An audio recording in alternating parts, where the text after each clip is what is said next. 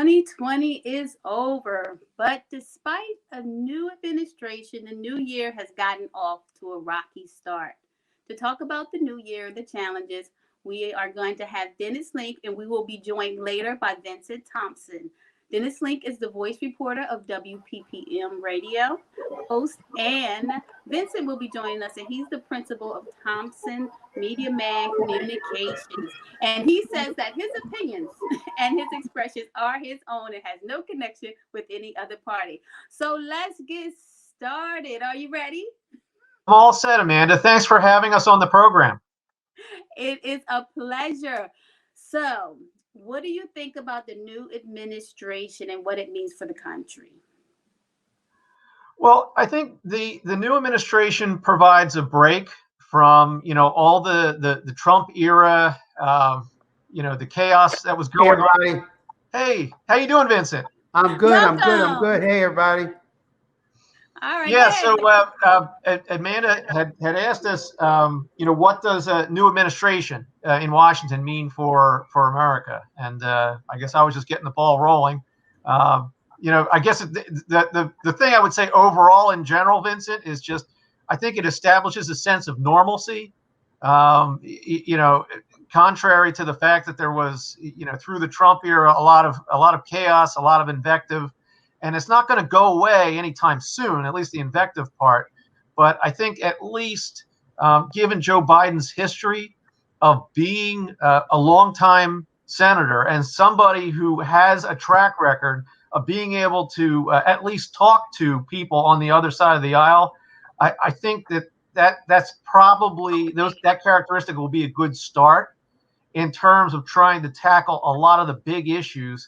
Number one should be relief. Getting this relief bill passed and having something satisfactory that's going to help all Americans, having measures in place to help the economy, and also how the COVID vaccine is going to be administered, because already things have gotten off to a slow start, and the administration of the vaccine and getting it to people, not only a lot of people, but in an equitable fashion.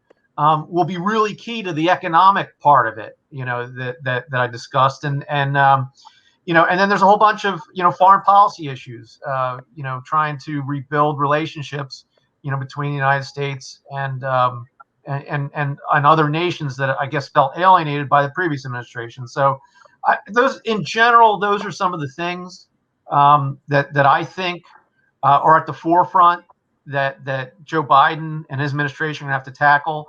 And then there's going to be, the first order of business, unfortunately, before all those things that I mentioned, may actually be an impeachment trial in the Senate, which is going to delay all of that. So that's just where I am, Amanda, in terms of, in general, what I think it means for a new administration coming in and what some of the challenges will be.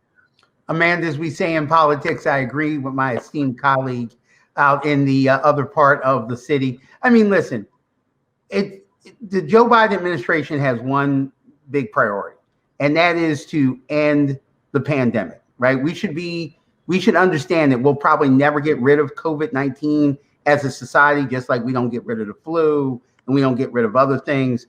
But we have to be able to get the inoculations where 70 to 80% of America is vaccinated, so that we can have some kind of normal life. And I put normal in air quotes because we don't know what normal is ever going to be again. So the Biden administration has a tough task. There is a lot of people who just aren't going to take the vaccine, right? There's people in the city of Philadelphia who aren't going to take the vaccine. There's people in other parts of the country who aren't going to take the vaccine. So I think he has to deal with that and all the other economic fallout that's impacted that. Because remember, that economic fallout just isn't happening on the federal level. It's happening on the state level and it's happening on the city level. So as a person who's getting ready for the mayor to reveal his budget address for fiscal year 2021 in April, expect a lot of belt tightening in the city government, right? Because when hotels can't operate and tourism can't come, we lose a lot of revenue. So it's going to be tight. So if people think that we're going to have a lot of money in the city budget, don't expect that. Okay. All right. So imagine you guys, you walk into a buffet and You have all these choices, right? But you have to pick something to put on your plate first and then second. So this is something that the Biden administration had to deal with. So let's talk about what should that plate look like, the things that they should be dealing with first. All right, No, Vincent. the only thing on their plate is coronavirus. That's it. Like if you don't deal with the coronavirus, you can't do anywhere. It's like the kid that doesn't want to eat Brussels sprouts. Well, the coronavirus is the Brussels sprout. You have to eat that before you can do anything else moving forward. So, like I said, it's like Dennis says, even if you want to get an economic recovery, that economic recovery is helping with the impact of the country from the coronavirus. You know, if you get more vaccinations out to people, that's dealing with the impact of the coronavirus. So the coronavirus kind of impacts everything. But one of the problems with the new administration is, and Dennis will tell you, is the Biden administration doesn't know what's going to happen, right? Like as we speak right now, there's a coup in Myanmar, right? When Biden came into office and Kamala Harris came into office, they didn't expect there would be a coup in Myanmar. So you never know what foreign events will impact the president or domestic events will impact the president. But I can see for at least the next year and a half, everything's going to spin around coronavirus. Yeah, and Amanda, this is where we are basically. You know, so Joe Biden said early on, you know, after his inauguration, that he set a goal of 100 million shots in the first 100 days of his administration. So far, there's about, I don't know, roughly 17 to 18 million doses that have been administered, but only 2 million of those people have gotten their second shot. And then there's some 20 million more doses that have been distributed, but they haven't yet been administered. And the problem is that, you know, it's good to have at a federal level, you know, a goal or a plan, but then, you know, the federal, you know, officials can't necessarily carry it out at the local level. And that's where the issue is trying to get those doses, you know, in the hands of you know, the local officials, and then to have a coordinated plan to in a clear, efficient, and equitable way get that out to the public. Right. Now, one of the things that we've dealt with very recently in the news is you know, Philly's fighting COVID, and that organization, you know, which was contracted with the city of Philadelphia to do this giant rollout at the convention center to try to make this an easier, quicker process. But, you know, as the headlines have been telling us, that has not gone well at all. And that's, again, it's something that's sort of out of Joe Biden's hands, but it's something that, you know, localities all across the country may have to deal with similar type things.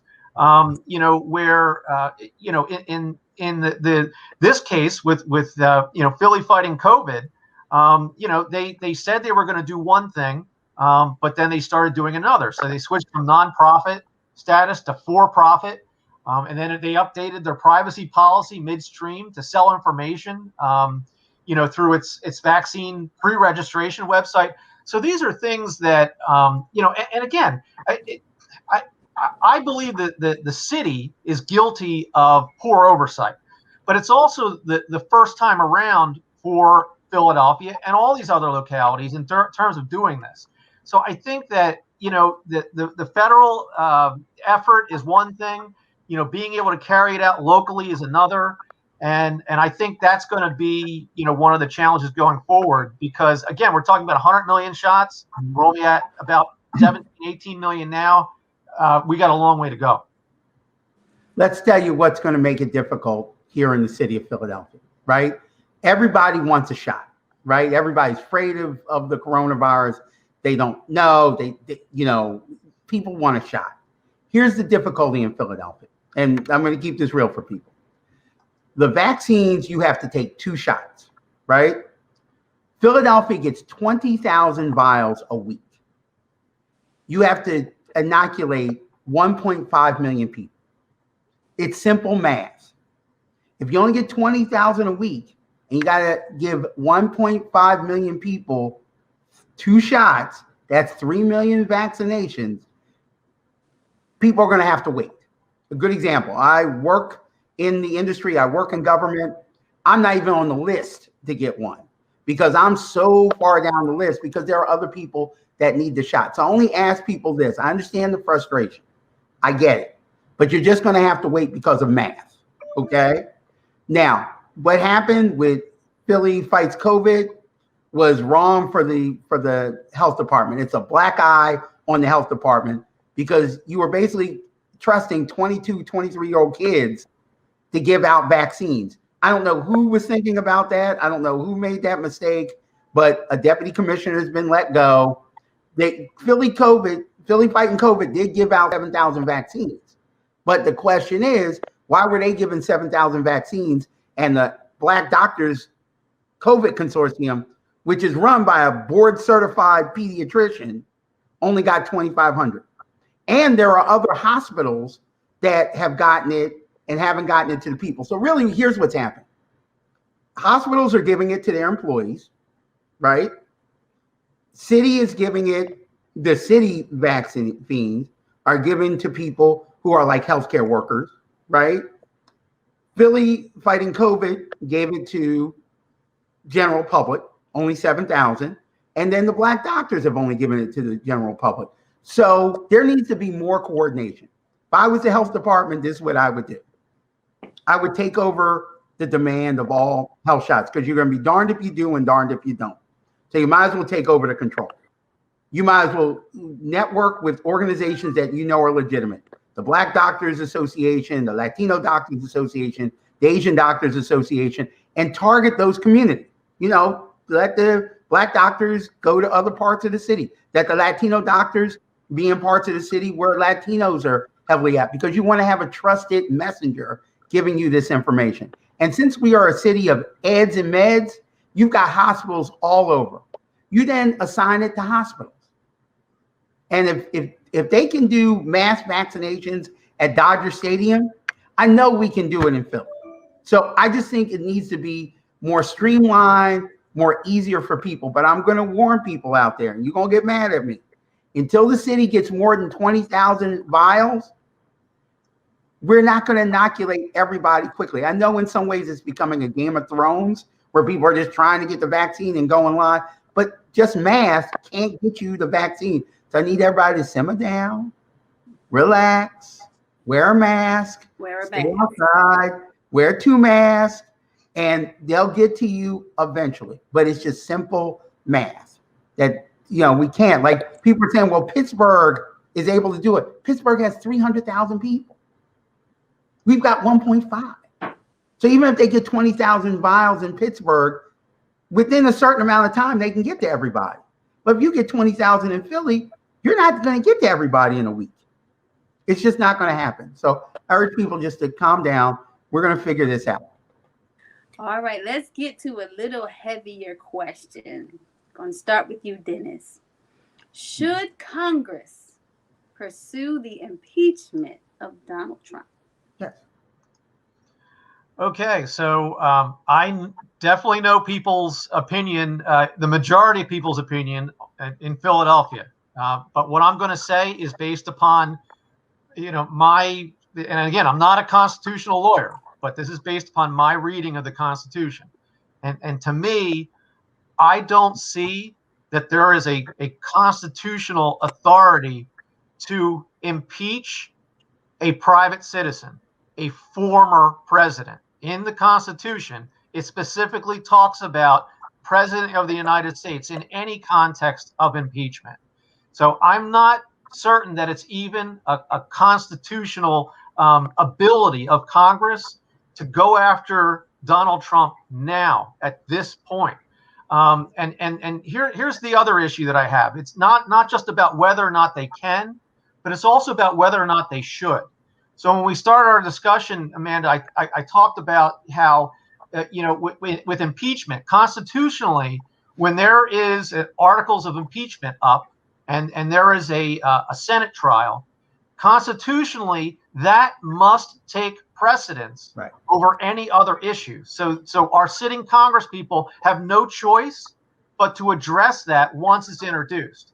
Right. So that's the other problem. Not can they do it, but should they do it? Because in terms of coronavirus, in terms of the economy, in terms of relief, there are so many other priorities that the United States has that I just think that the impeachment at this point is a distraction. And the last thing I'll say on this is the fact that Joe Biden, in his inauguration address, the theme was America and unity, and he talked about trying to bring the country together after a very fractured, rancorous last 4 years. I believe it would be a horrible way to get the thing started in the Biden administration to try to alienate about 74 million people who voted for Donald Trump. And whether that was a good move or not, whether you like them or not, whether you think, that you can think of all kinds of things about their motivations in voting for Donald Trump. But the bottom line is, if you're looking for unity, if you're looking to create, some sort of bipartisan movement towards common goals that affect us all, like the virus and the economy and so forth, that's a really bad way to start, is to go after Donald Trump when he's actually been removed by the voters at this point. I cannot let an insurrection go by. And you know what? Dennis, we know the Constitution. You know what? There's a lot of things when the Constitution was written back in the 1700s that they never anticipated. So let's just run it. Let's run the impeachment and see how it goes. If people want to argue against it, let them do it. But I can't let a president who everyone agrees his language and his words led to an insurrection of the U.S. Capitol that had people hurt, that had police officers hurt, and could have had members of Congress held as hostage. Somebody got to pay. There needs to be a trial in some way, shape, or form. Now, I'm not saying that he's going to be impeached, but I think that you cannot let that stand, because I'm going to play devil's advocate. If it happened in the last days of Barack Obama and Republicans were controlling the Senate, you best believe that there would have been an impeachment trial. And you and I both know, Dennis, and this is not negative, if you leave the Senate could have had this impeachment trial before Donald Trump even left office, right? Because they got a U.S. Supreme Court justice sworn in 8 days after she was appointed. 8 days, which is unheard of. But they didn't have enough time to do an impeachment trial.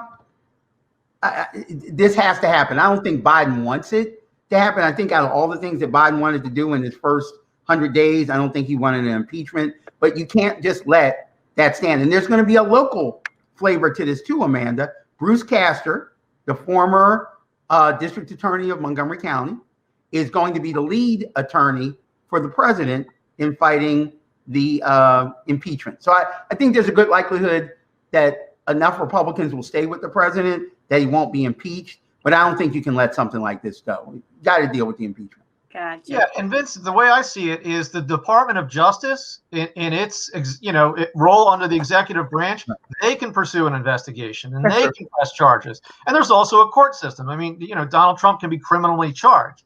So to me, I just what I'm concerned about is that no matter how much people hate Donald Trump, okay, impeachment can't just be used contrary to the Constitution as a weapon, against somebody who is effectively now a private citizen. So I think that there are other ways that Donald Trump can be held accountable, and that's the path I'd rather see it take. And again, I think that there's other factors here that we need to move forward with the new administration's agenda, and I think whatever bridges can be built with Congress people on the other side, and with the Trump supporters out there, I think it needs to happen. And I don't know that taking this particular tack is going to be the best way to do it, particularly when you look at the fact that, as a practical matter, you need 2/3 to convict in the Senate. So that would mean when there's 50 Republican senators, well, there's 50 Democratic senators and there's 50 Republican senators. You would need 17 Republicans to turn around and convict Donald Trump. And that's not going to happen. We can agree. It's not going to happen. And in fact, they voted on a resolution recently where they tried to dismiss this whole matter, Right. and 45 Republicans voted to dismiss the matter. Now that meant that 5 did say no, we do need to have an impeachment trial in the Senate. But still, when you're looking at votes, we're not even close to the votes. All So right, to do fellas, we're something gonna have to symbolic, bring I'm this just not in. sure if that's really going to benefit the country overall. All right, Dennis and Vincent, I thank you guys for this healthy conversation, because it's always good to just talk it out and just see the different views, because sometimes you're like, you know what? I see your point of view. So I thank you guys for taking time out to sit and talk with us today, with having a healthy conversation. And we thank you guys for watching another episode of PhillyCAM Voices. You can also watch us on YouTube and Roku, and follow us on Facebook and Instagram. And we'll see you guys next time.